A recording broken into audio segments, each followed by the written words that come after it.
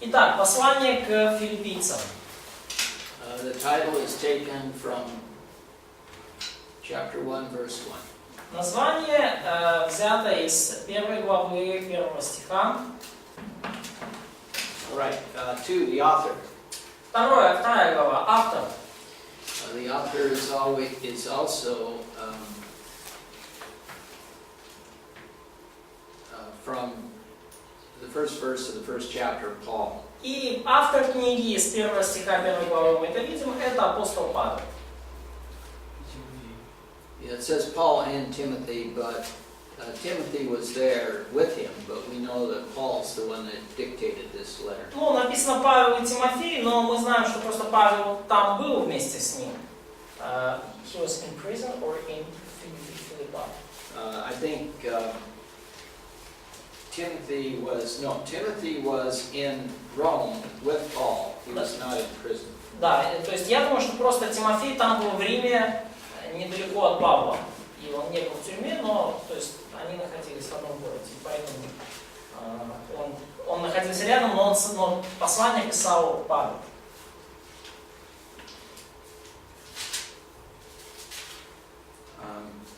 So the third point, recipients.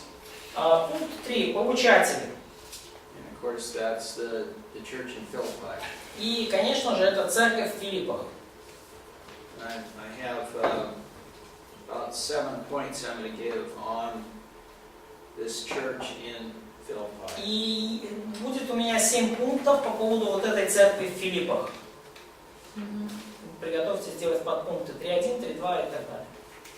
First one is 3.1. 3.1. Philippi was a Roman city inhabited by Greeks and Romans and only a few Jews. Филиппы были римским городом, населенным греками и римлянами, где жило совсем немного иудеев. Филиппы были римским городом, в котором жило много греков и римлян, но совсем немного евреев. 3.2. Пункт 3.2. Since there was no synagogue on the Sabbath, Paul went to the river to try to find a place where the Jews might pray. Поскольку не было синагоги в этом городе, то Павел пошел в субботу на берег реки, где евреи, по идее, могли молиться. In 3.3. 3.3. Paul found some women, including Lydia. Павел нашел там некоторых женщин, включая Лидию. She was a worshiper of God and became a Christian when she heard the gospel. Она Gospel of Jesus Christ. Она чтила Бога, но и она стала верующей, когда услышала Евангелие Иисуса Христа. Она уже и до того была чтущей Бога, а когда она услышала Евангелие Иисуса Христа, она стала верующей христианкой.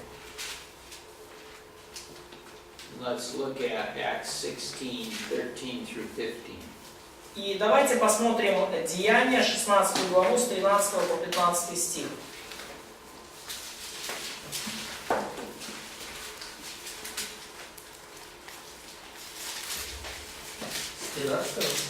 С 16 глава, с 13 по 15 стих.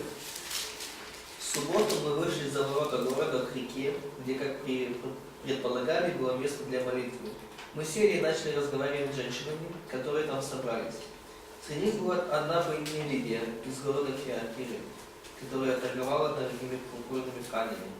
Лидия чтила Бога, и Господь открыл ее сердце тому, что говорил Павел. После того, как она и ее домашние были крещены, она пригласила нас к себе. Если вы считаете меня верной Господу, то придите и приготовьте, погостите у меня в доме, упрашивала она и уговаривала нас. 3.4. 3 глава, 4 стих.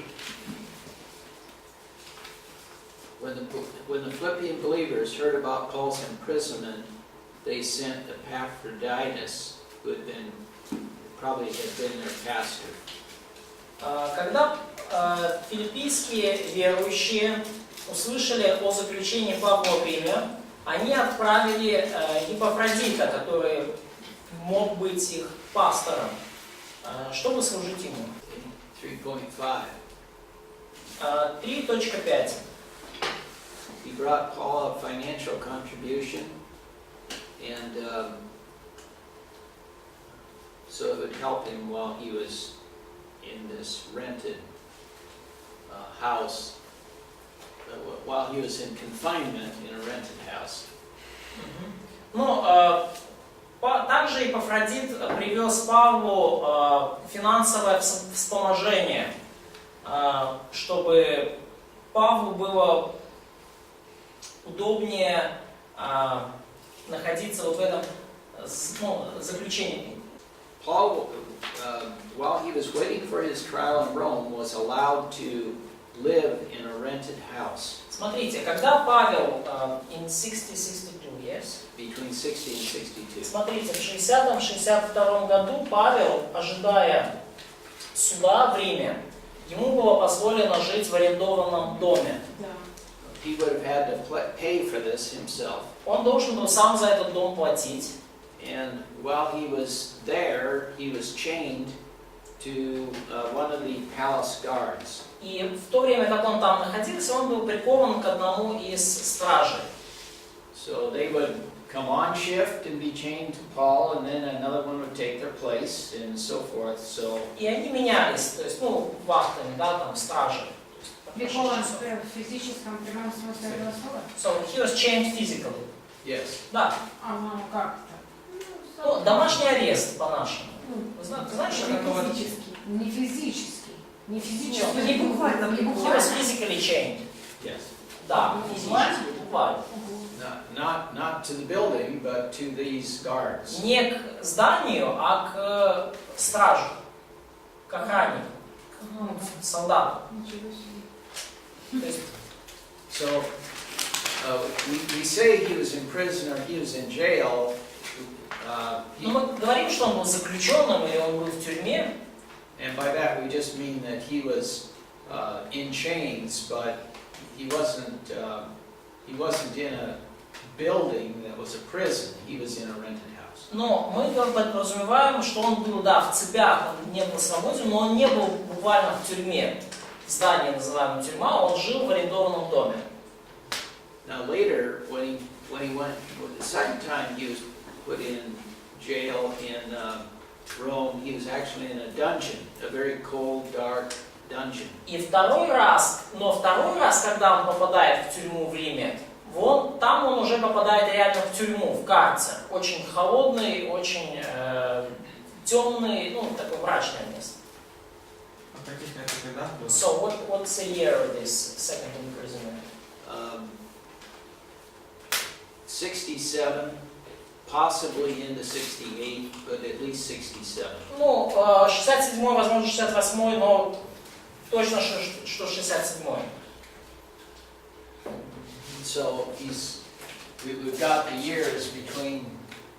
Here he's in these rented quarters, chained to a guard. И вот здесь он, да, в этих годах он примерно, в этих арендованном помещении, просто прикованный к стражу, под домашним арестом. Of course, between here there's 5 years. И между этими периодами 5 лет, между двумя этими заключениями. And so we'll talk about that on Tuesday. И мы поговорим об этом во вторник. During this time, he wrote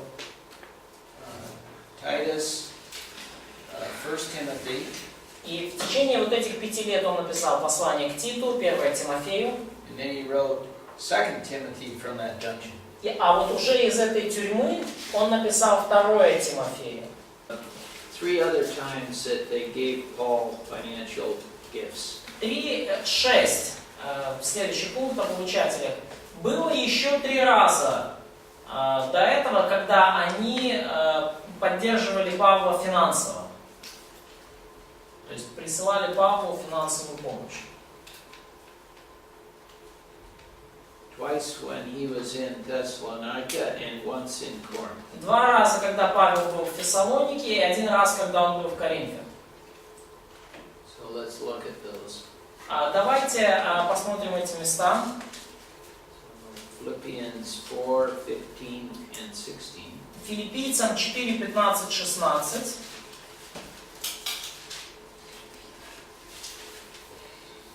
І знаєте, ви, филип'яни, що на початку благовістя, коли я з Македонії вийшов, не прилучились блаженна церква до справи немає, приймання для мене. Самі тільки ви, що і раз, і вдруге мені на прохання мені посилали зі словом. In 2 Corinthians 11:9. 2 Коринфянам 11:9. У мій нестаток поповнили брати, що прийшли з Македонії. У всьому беріг я себе, щоб не бути для вас тінарем і збережу.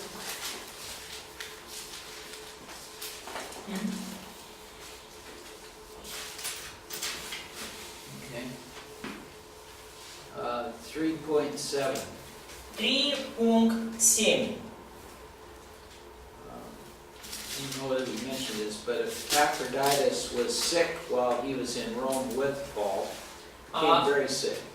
Когда Павел был в Риме с Павлом, он очень сильно заболел. And when he improved, Paul sent him back to Philippi. И когда он поправился, то Павел отправил его назад в Филиппы. Let's read Philippians 2:26 through 30.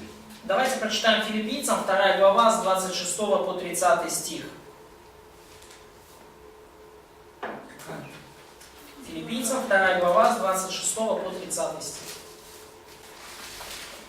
Потому что он сильно желал видеть всех вас и тяжело скорбел о том, что до вас дошел слух о его болезни.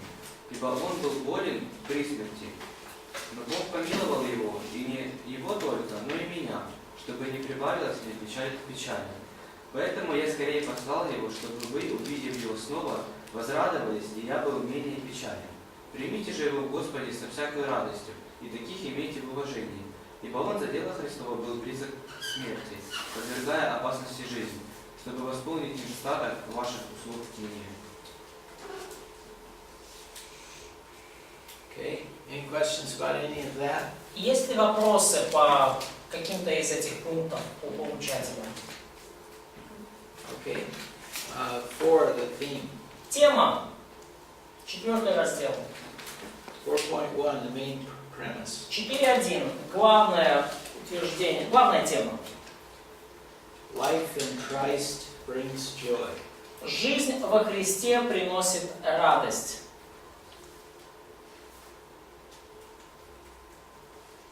Жизнь во Христе приносит радость.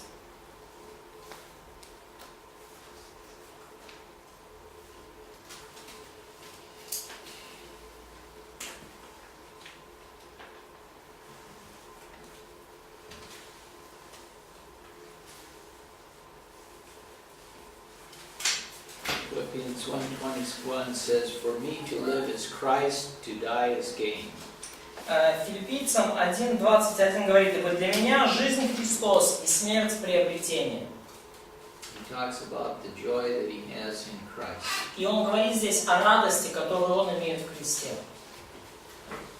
The uniqueness as a book of the Bible. 4.2. Уникальность послания как книги в Библии.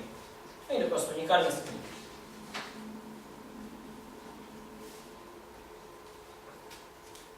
4.2.1. There are at least 19 times in this book where he uses the word joy or a synonym for joy. 4.2.1 подпункт в уникальности.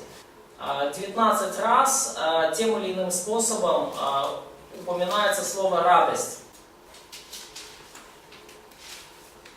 He also uses, he emphasizes the mind. He talks about remembering and thinking. И также Павел подчеркивает значение сознания. Он постоянно говорит о запоминании и о мышлении. Также, то есть Павел говорит о важности разума. И часто использует слова помнить, размышлять, думать и так далее.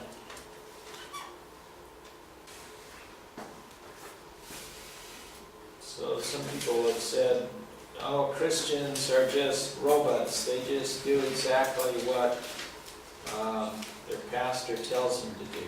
И некоторые люди говорят, ну, христиане это такие роботы, они делают только то, что им их пастор говорит. They don't think. Они не думают, христиане. But that's not true. Но это неправда. We're told to think, Нам повелено думать, to remember, помнить, to learn. учиться.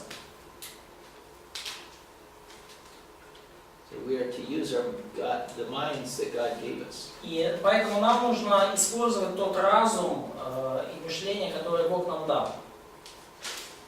Okay, 4.2.2. 4.2.2 в разделе «Уникальность». Paul has a very warm relationship with the believers in the Philippian church.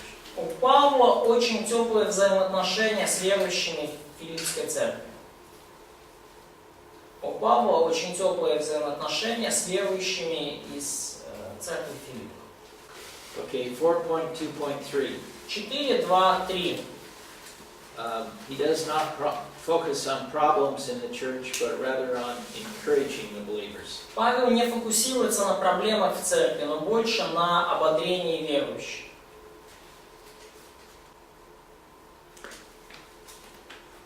The only problem that he mentions is in 4 verses 2 and 3. Единственная проблема, которую он упоминает, это 4 глава, 2-3 стих. So read that. Прочитайте, пожалуйста, Филиппийцам 4 глава, 2-3 стих.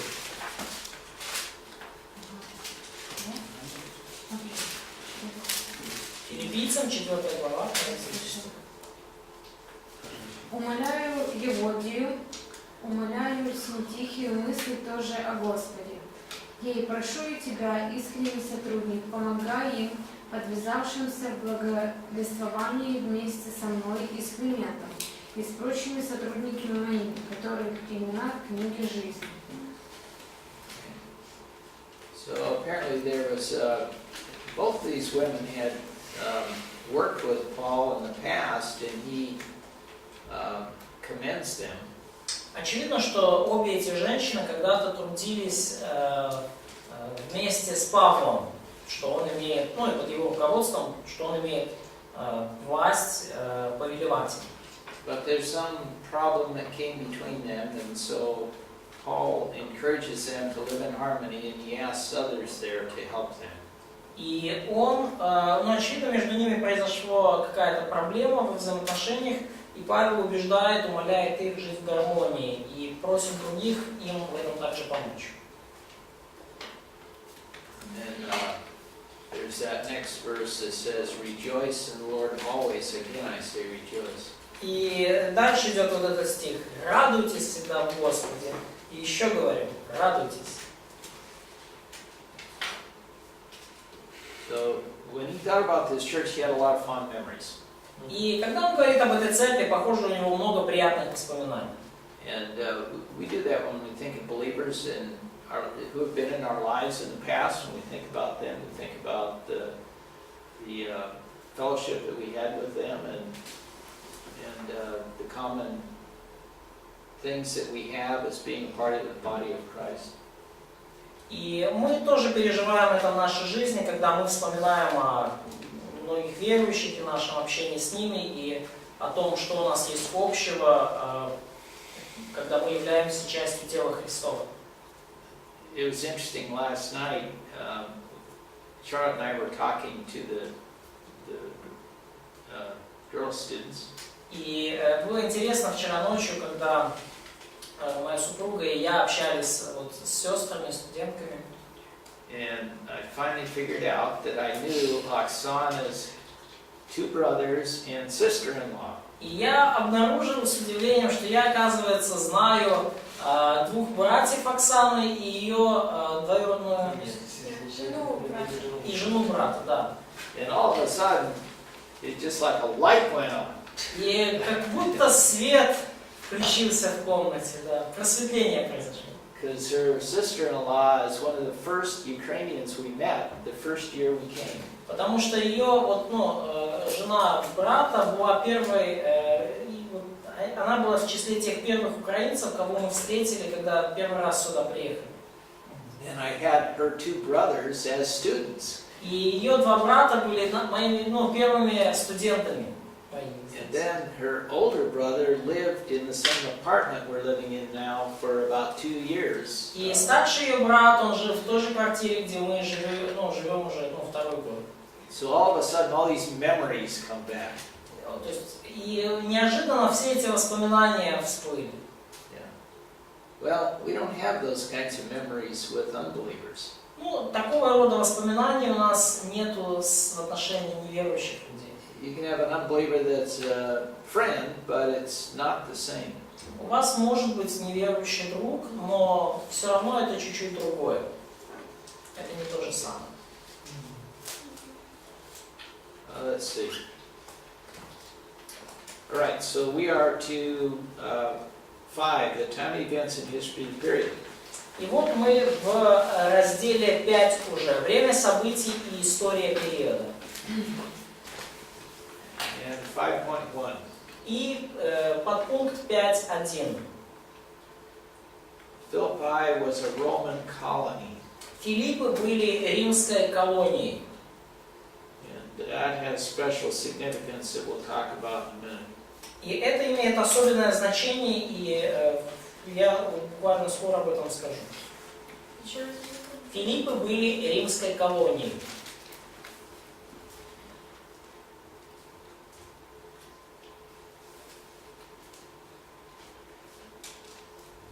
That's in Acts 16:12, so turn to that. Откройте Деяния, 16 глава, 12 стих.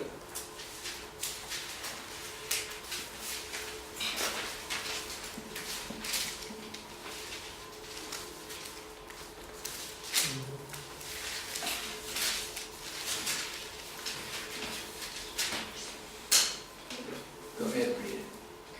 Звідтіля ж у Філіппи, що є перше місто осада в тій частині Македонії, і пробули ми в цім місті днів кілька. Осада? Осада. В русском, да, колония. Does it say colony there? In Russian, yeah, in the Ukrainian, there's a different word with the same sense. Okay. Okay. 5.2. 5 пункт 2. 5.2. В том же разделе. After the Battle of Philippi in 62, some Roman soldiers were ordered by Antony to live there. После битвы при Филиппах в 42 году до нашей эры, или даже Рождества Христова, после битвы при Филиппах в 42 году до нашей эры, Антоний повелел некоторым римским солдатам жить там, в Филиппах. 5.3. 5.3. In 30 BC, Octavian forced some people in Italy to give up their homes and settle in Philippi. В 30 году до Рождества Христова Октавиан заставил некоторых людей в Италии отказаться от своих домов и переехать и жить в Филиппы. В 30 году до нашей эры Октавиан заставил некоторых людей в Италии отказаться от своих домов и переехать жить в Филиппы. Like Alexander the Great, or not Alexander the Great, Peter the Great forced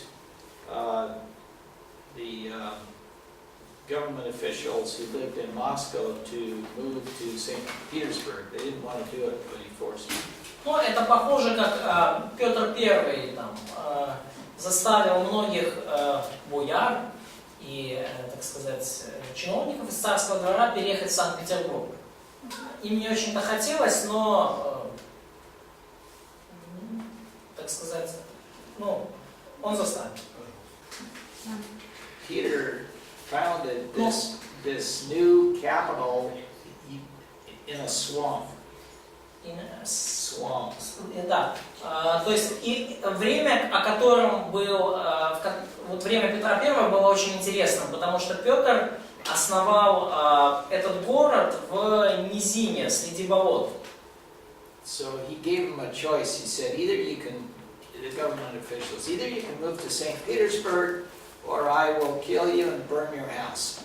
И он предложил следующие варианты своим боярам и чиновникам. Или вы переезжаете жить в Санкт-Петербург, или я вас убью и отберу ваш дом. А там он предоставлял дома в Санкт-Петербурге, да? So, did he give them houses in St. Petersburg? No, they built houses. Но они там строили. I don't think he gave them to them, but they had to build their houses. Ну, я думаю, что он им дал, но они построили там. Okay. And so this is kind of what happens here in Philippi. Rome was a modern city at the time. They didn't want to leave Rome, but he forced them to do it. Но и вот что-то похожее произошло с Филиппами. Рим был большим городом, столицей в это время, и никто не хотел оттуда переезжать, но Октавиан их просто заставил переехать в Филиппы. Okay, 5.4. 5.4. These new residents were given special privileges. Вот этим новым горожанам были предоставлены специальные особые привилегии. They're called the Italic right. И эти привилегии назывались итальянским правом. They were given all the rights as if they were living in Rome. И им были даны все права, которыми бы они обладали, если бы жили в Риме. And the best part was they were exempt from taxes. И наилучшей частью этого было то, что они освобождались от налогов. So they had full Roman citizenship and they were exempt from taxes. И таким образом у них было подлинное римское гражданство, и также они были освобождены от налогов. 5.5. 5.5. Paul uses some words that come from this background. Павел использует некоторые слова, которые согласуются с их контекстом, в котором они жили. Павел использует в послании некоторые слова, которые связаны с контекстом именно Филипп. Turn to Philippians 1:27. Откройте, пожалуйста, Филиппийцам 1 главу, 27 стих.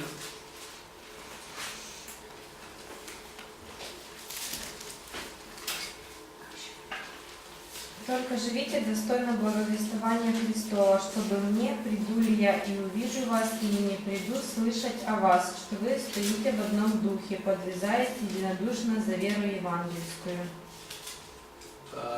In English it says conduct yourselves there, and the word means live as a citizen. Ну, в английском поступайте, да, вот, соответствующим образом буквально. И, буквально это звучит как греческое слово «живите как граждане». So to them that would have meant something. They knew what it meant to be a citizen in Philippi, and Paul now is asking them to live as citizens. И для них это что-то значило. Они понимали, что значит жить достойно, жить как гражданин Филипп. И Павел говорит им, упоминает для них вот это их гражданство. Do you get any of that from the Russian word? No. Okay. Don't from the English either. И ни из английского, ни из русского перевода это не очевидно. Поэтому. Let's go to Philippians 3:20. И давайте Филиппийцам 3:20 откроем.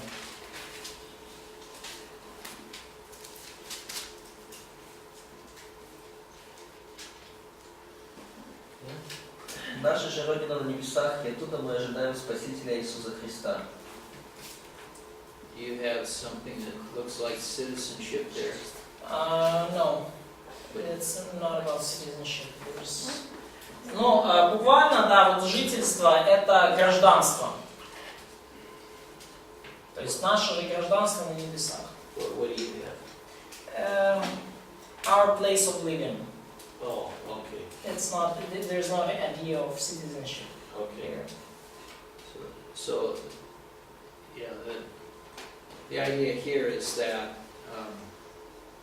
the people that lived in the church were citizens of Philippi. Но идея в том, что люди, которые вот были в этой церкви филиппийской, они были гражданами Филиппа. And Paul is saying our citizenship is in heaven, far better than what we have here. И Павел дает им, просто упоминает это, говоря, что наше жительство, наше реальное гражданство, вообще говоря, на небесах, оно даже лучше, чем то, что у нас есть сейчас. Okay, 6. Where and when written? 6 раздел. Время и место написания. Probably toward the end of his time in Rome, so in the first imprisonment, so 61 or 62. Скорее всего, в конце его заключения, ну, первого заключения под домашним арестом в Риме, то есть это 61 либо 62 год.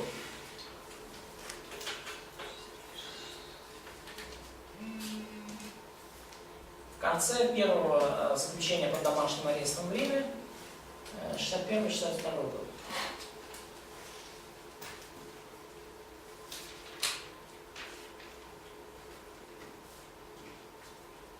Let's go to Philippians 1:13.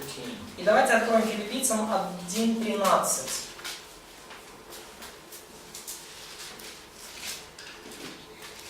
Бо в усій природі та всім іншим стали відомі кайдани Ісуса Христа. Okay.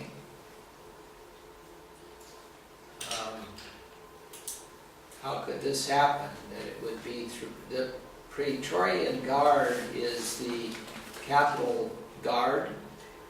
Ну вот, притория или преторианская стража, это, вот это полицейское подразделение в столице, внутренние войска. Как это могло случиться, что всем стало известно? In America we have called the Capitol Police. They're the policemen that are just in the nation's capital. Ну, у нас в Америке есть столичная полиция, то есть подразделение специальное, которое именно в политическом, административном центре страны находится. Do you have somebody like that in the parliament, around the parliament here? У вас есть, so that's just for,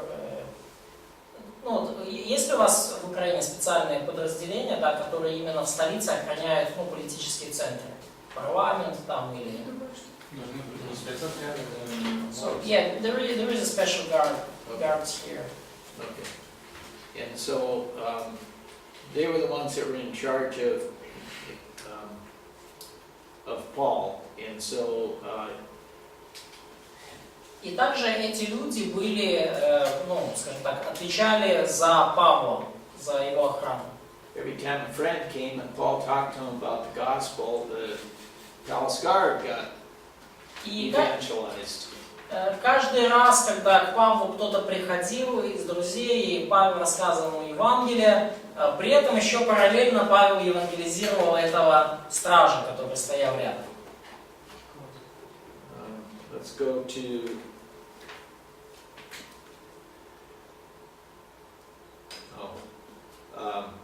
he also mentions the possibility of death in 20 through 26. И также напоминает о возможности своей смерти в стихах с 20 по 26 1 главы.